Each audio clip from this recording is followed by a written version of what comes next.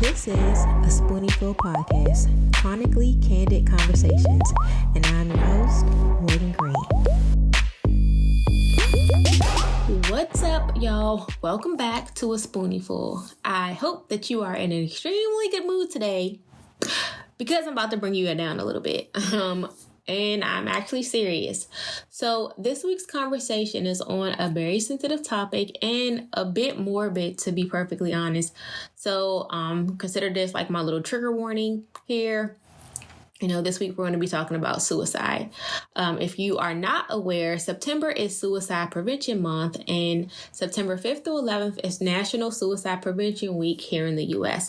So I thought this was a good time, and I use the term good loosely, to talk about chronic illness and suicide. So again, this is a very sensitive subject, and if you decide this is too much for me to handle and you need to end this podcast right now, I completely understand. So go ahead and do that. But for those of you who feel like this is something that you can handle, let's get into it. Okay, so suicide. This all came, not only have I seen the tags and like the memes and stuff about it being Suicide Prevention Month, but like, I'm not sure if it's just because I'm older and maybe I'm getting sensitive in my old age, or if I'm just more aware, or if people are just reporting about it more and people are getting desensitized. But I feel like it's becoming more common, and suicide is just very, very prevalent nowadays. You know, I see all these headlines about suicide, and I feel like I wouldn't be doing this community, the chronic illness community, justice if I skipped over this controversial or taboo topic. So, there is no single cause for when someone decides to commit suicide, but there are a few risk factors and like warning signs. And oftentimes we may not realize it, that we are in the middle of habits that are leading us down there, or that we need help, until someone puts it in front of your face and is like, oh, dang, that sounds like me. So let's get into it a little bit more. Like I said, there is no single cause for suicide. Suicide most often occurs when like the stressors of life and, health issues create this experience of just like hopelessness and despair. So depression is probably the most common condition associated with suicide, and it's often undiagnosed or misdiagnosed or untreated. And so like many conditions like depression or anxiety, when it's left unaddressed, it increases your risk for suicide. And I know people like, oh, well, everybody gets sad or has depressive moments. So how would I know? Well, I just want to say first that there is a difference in the intensity as well as the frequency of those sad or depressed or anxious moments. But beyond that, some of the behaviors typically associated or things you might want to look out for would be like increased use of substances. So like you're drinking and smoking a bit more, just to take the edge off. So first it was, only socially. Then it's only on the weekends. Then it's, Wednesday happy hour and thirsty Thursdays, and, just a lot. Also, withdrawing from activities, things that you used to love doing and found so much joy and fulfillment from, pulling back from those things, isolating from family and friends, sleeping a lot or not at all. And then, in terms of moods, it's like constantly swaying from depression, anxiety, shame, being very aggressive or easily agitated. So I guess those would probably be like some behavioral things to kind of look out for. But when I was doing research about, suicide risk factors, at the top of the list was mental health. So again, depression, anxiety, personality disorders, followed by environmental factors like prolonged stress. So relationship problems, divorce, financial issues, unemployment, feeling like a burden to others, social isolation.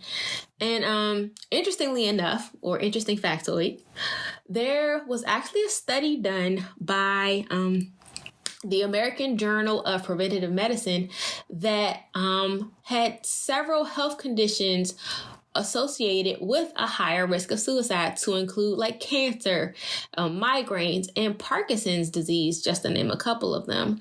And people with chronic pain issues are 4 times more likely to have depression or anxiety than those who are, pain-free or without, chronic illness. So if a person has chronic pain or chronic illness, and basically you're looking at, again, perspective is everything, but let's just put this into this frame.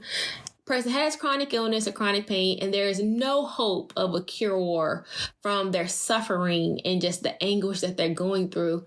Suicide seems like a logical step to take. It's a way to kind of get some control, take back control. Like, I'm going to control this because I'm going to end my suffering, And I definitely don't want to scare anyone out there, but younger people dealing with chronic illnesses or chronic pain things seem to be at a higher risk to commit suicide. And again, logically speaking, because I'm just trying to connect the dots, is if you're 16, 17 years old and you are just in this place where you're just hopeless and it just seems like an endless spiral and so much pain and so much anguish, the thought of having to live the rest of your life at that lack of quality can seem too much to bear. So what do? You just want to end it all, and you feel like that's the best case scenario and the best decision.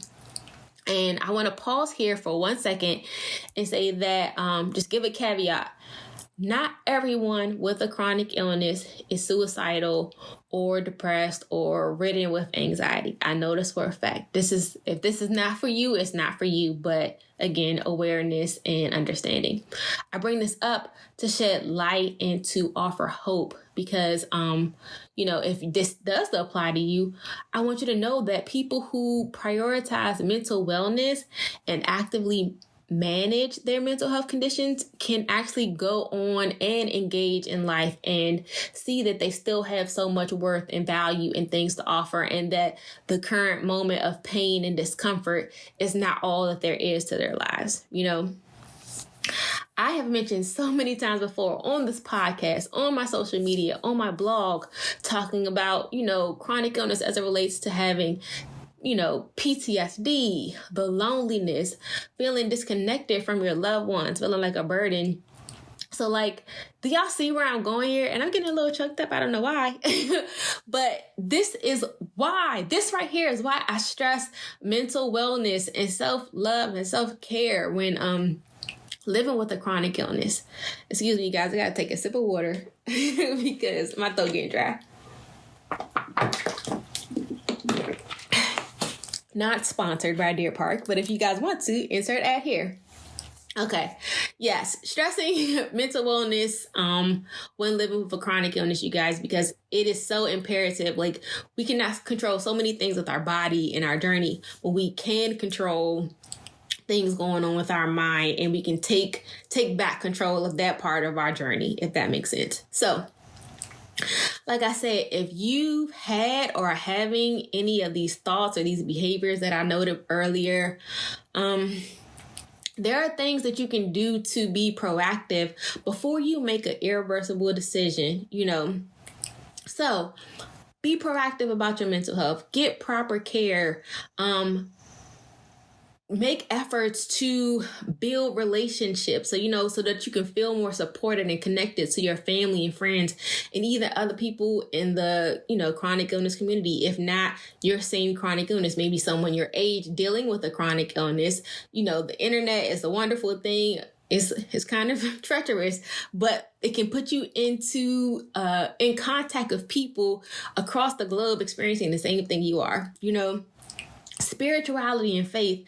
I have not touched upon that, but I definitely have a story, my personal story with that as it pertains to living with a chronic illness, and I hope to share that with you all in the coming weeks as well. So those are a couple of just 3 things right there that you can do to try to get a handle on, any type of mental strife that you may be feeling at this moment. So if you've had suicidal thoughts or are, struggling with depression and anxiety, I urge you to reach out to help. I can't I can't even, like, I beg you, like, I ain't begging. My hands are folded, really. I'm so dramatic.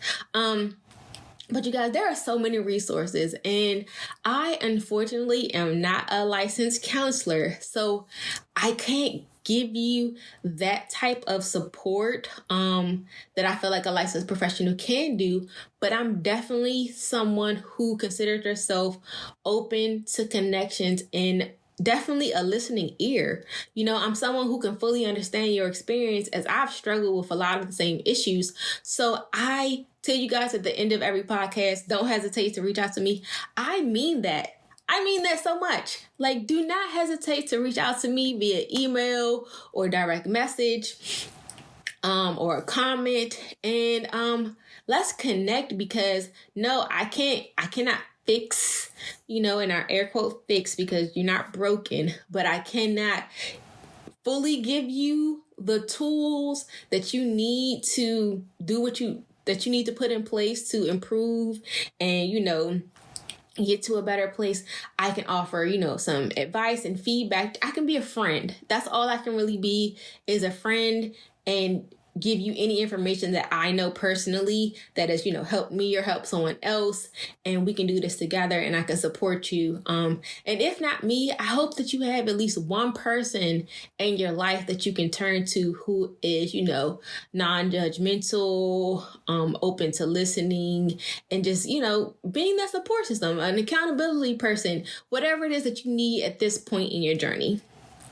So that is all I have this week, and I hate that this week was kind of like a downer, but, you know, sometimes you have to be that person that says the things that no one says. Like, I don't call this chronically candid convos for nothing, because we're getting candid here. I'm going to say some things. I'm here to give y'all that real, because I care. I care enough to be, I guess, problematic, or, you know, not confrontational, because we're confronting some real things, but I'm just me. And this is what I give you guys: unfiltered, raw, and to the best of my abilities, the truth. So until next week, stay ill.